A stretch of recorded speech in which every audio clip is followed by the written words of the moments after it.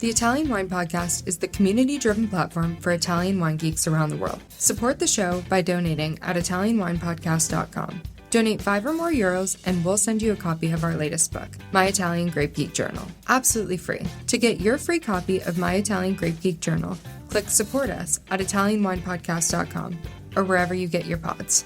Grazie mille.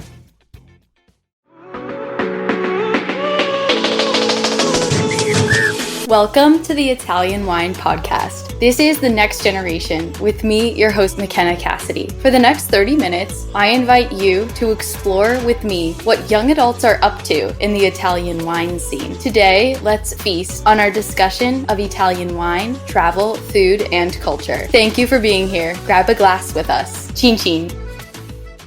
Welcome. I'm McKenna. I'm here with our 30s Under 30 Italian Wine Podcast. I'm with Valentina Adami, and we're going to be talking about Prà, Graziano Prà winery today. Welcome, Valentina. Thank you very much. It's so good to have you. And we were just chatting before we started, and there's a ton of youthfulness to the brand Prà. Graziano himself is over 30, but the team is under 40. And I think it's a really special brand to get to learn about because as we make new friends of Italian wine, we want to know the benchmark and very important producers in certain areas. And in the world of white wines, Soave is absolutely iconic and so necessary to know for anyone who enjoys any white wines. So it's a treat to get to learn more. There's another Italian wine podcast with Diego, their export manager, but Valentina and Diego kind of split the pool of export markets, and Valentina focuses on domestic,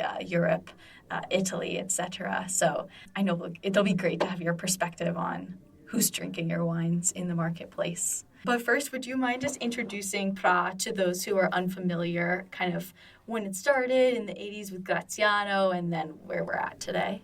Yes, of course. So actually, with this past harvest, we celebrated 40 harvests, 40 anniversary of activity of Graziano Prà as a wine producer. The family used to farm grapes, but then he studied enology and he started his own wine production, carrying his name on the label. So we're going to have a celebration label for 2023 vintage out on the market from next spring. The idea behind Graziano production policy, was enhancing and was respecting a lot the territory we are in. So he chooses to be very faithful, very loyal to our typical wines. So this means we only produce Soave Classico, and we only produce it from local indigenous grape varieties, so Carega and Trebbiano di Soave.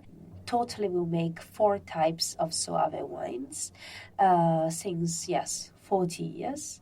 And then from the early 2000s, we also bought a land in Valpolicella, but the eastern part of Valpolicella, so the closest to Soave area, for making the typical red wine of Verona. So Valpolicella, Ripasso, and Amarone. These are the 3 labels we produce since now, more than 20 years actually. And the winery is quite, traditional in this because we have a range of typical wines, not changing that often because behind every new wine there is a very long process and a long project. So, quite traditional in this. Graziano is still the enologist and the winemaker, still nowadays. And then there is a team of 4 people in the office and a couple of people in the cellar. So, that's great. And Graziano seems so joyful. Every picture I've seen of him, he's smiling. Yes, I think we have a very good balance because we're also friends and we have a very nice group, working group. So that's great. very important for us. And when did you meet Prà? When did you start working with them? Oh, I started 11 years ago. Okay. It was by chance. I was doing hostess in Italy just for earn some money. Yeah. in One my must spare work. in my spare time. Yes. At the time, I was studying to become an interpreter and translator. Right. Actually, there is my teacher in the other room. Oh, that's great. Oh, I met her. She was, translating, yes. And I was also a hostess at Vinitaly, and I did some smaller jobs. Wow. And I met the expo manager of a winery that introduced me to Graziano Prà, and it all started there. And Graziano was looking for not necessarily a skilled person in the wine biz, but somebody willing to learn and willing to devote time and energy and attention to wine. And I was in my 20s, 22 years old. When you met, and I fell in love with the wine trade and wine people, and I thought it was fantastic. So, yes. What about it did you love? Did you love the enthusiasm of everyone, or the hospitality, or the wine itself? What attracted you to the wine industry? I think the hospitality and the people connections that wine creates, because great restaurants are all over the world. So sometimes you travel on the other side of the planet and you are introduced to that sommelier or that restaurant manager, and you get to visit fantastic restaurants, and then that sommelier you met 2 years ago in London, and I mean, you still know each other. One word is smaller than than we think. The world totally small, getting smaller. The more people we meet. That's great. And did you grow up in Soave? Yes, close to Soave. Oh, that's great. So you're near home-ish? Yes, exactly. And then it's so fantastic because Soave is an historical wine brand of Italy. So, denomination, appellation. And then Italian restaurants are all over the world. So it's fantastic to find your wines everywhere almost. Totally. Yeah. It is a treat. Prà wines are well respected, very well respected. When you're introducing Soave to someone who hasn't ever had a Soave before, how do you tell them what it is? If someone's never had a Soave, you're showing them Prà.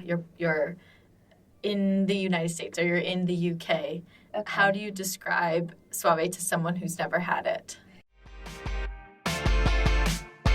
Are you enjoying this podcast? Don't forget to visit our YouTube channel, Mama Jumbo Shrimp, for fascinating videos covering Stevie Kim and her travels across Italy and beyond, meeting winemakers, eating local food, and taking in the scenery. Now back to the show.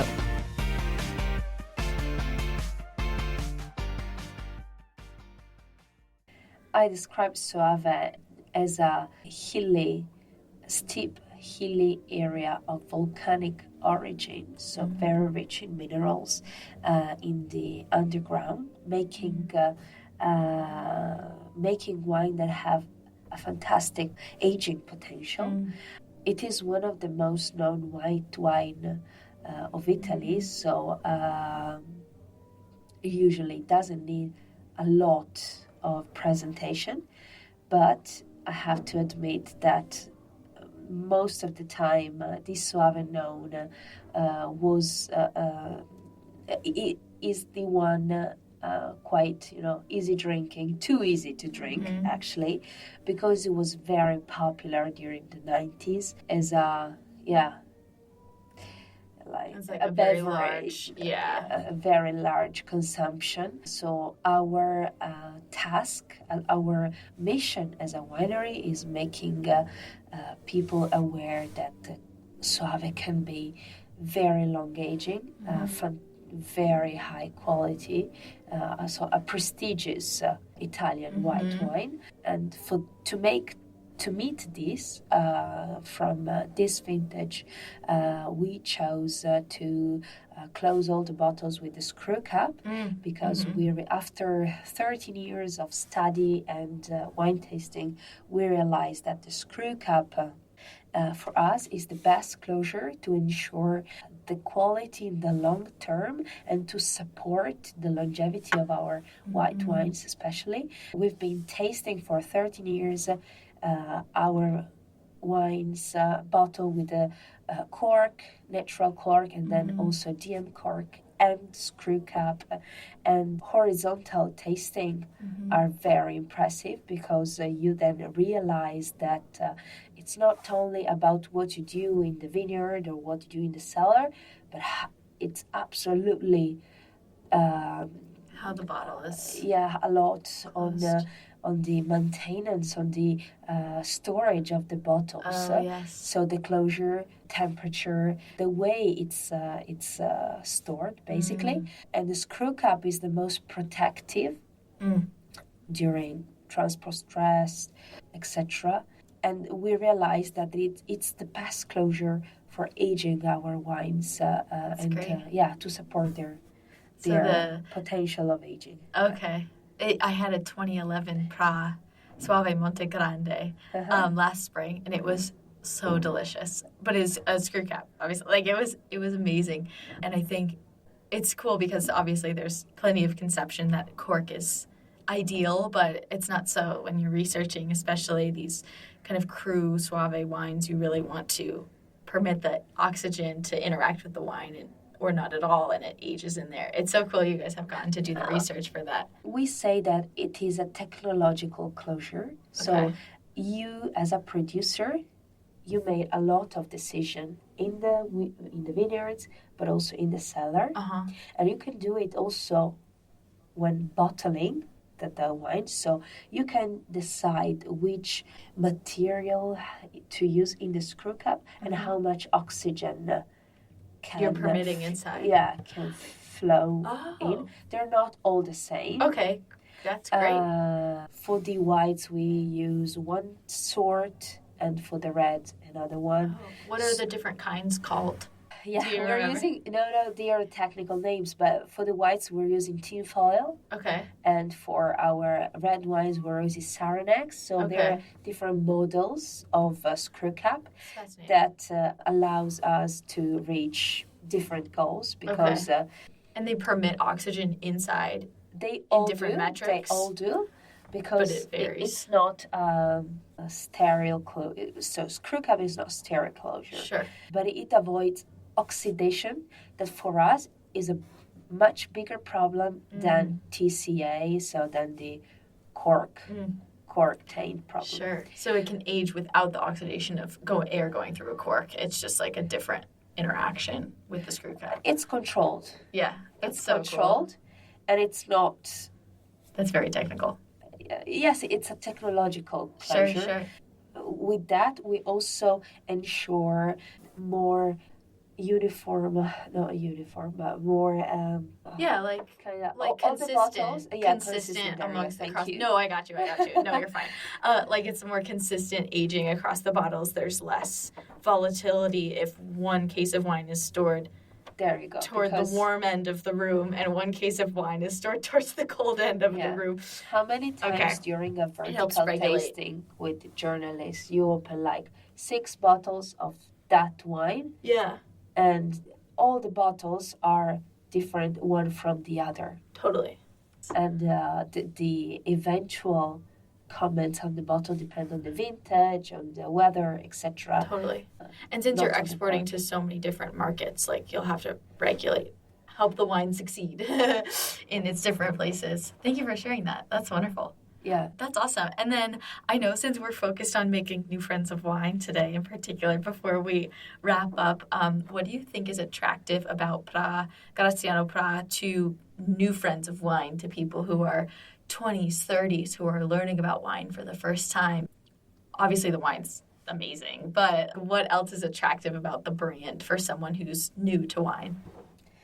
I think we have a very firm foot on tradition because we only make traditional wines. I mean, we're not making international blends.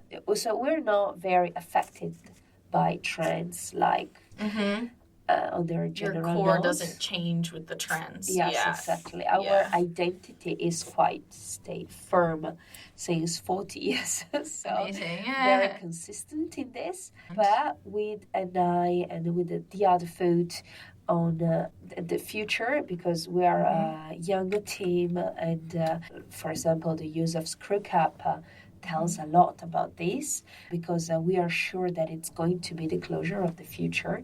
Also because we're shortening in natural cork, and also because it's more ecological. And then we it's have all organic too, I believe. All your vineyards are organic. Yes, right? They are.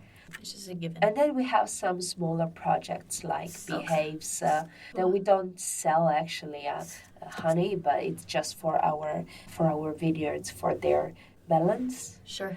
The cohesion of the ecosystem. There you go. And then in 2015 we bought a hill actually that comes up from the flat area of Soave, so it's called the Monte Grande, and there are many ruins. There are 6 buildings in ruins. We're starting renovating them, so it's just taking and not changing too much. So we don't want to make a super modern resort in there.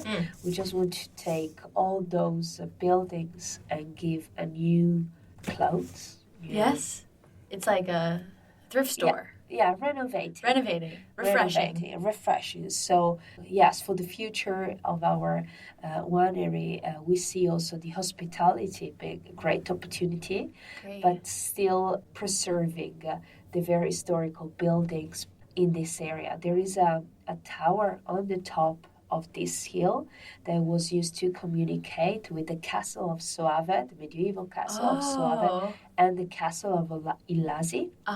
And then one legend says that there is also an underground tunnel that connects that tower to the castle.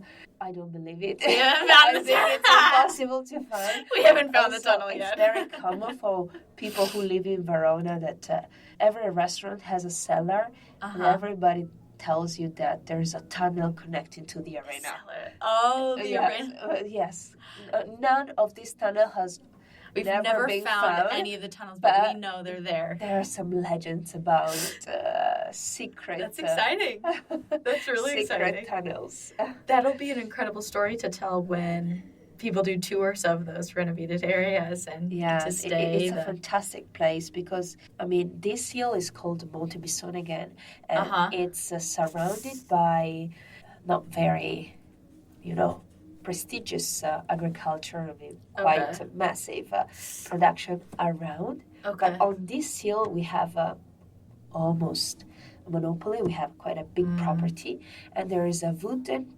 There's a part that we kept as wood, the northern one, and then we have 8 hectares of vineyards, and there is a fantastic fauna together with the vine farming.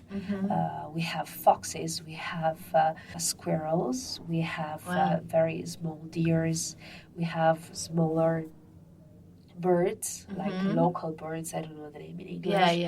We have a wild boar that came here to give birth to cubs. We had another animal, I don't know the name. But many different animals living there. So finding their home there and contributing to the ecosystem. Yes, I think it's also because we work organic, and I think because they find here kind of a oasis. Totally. Because all around it's all, so they come up the hill for chemicals, safety. basically. Okay. It's nice that you're above that too, because the chemicals aren't going to run into your vineyards because your vineyards are above. Yes, exactly. And then you have the safer environment there. Yes, exactly. That's so great. So it's really worth a visit. We wait for people there. Yes. Yeah. We also have 2 rooms, and the project is to enlarge the hospitality in this area. Of course. Oh, well, I can't wait. I'll be making my reservation shortly. And bringing some of my friends to come experience. Tante grazie for joining me today. Remember to catch our episodes weekly on the Italian Wine Podcast, available everywhere you get your pods. Salute. And enjoy the wines, and we look forward to meeting again and having a glass. I know I'll be seeking these wines out where I am at home, so thank you. Thank you very much for having me. Cheers. Ciao.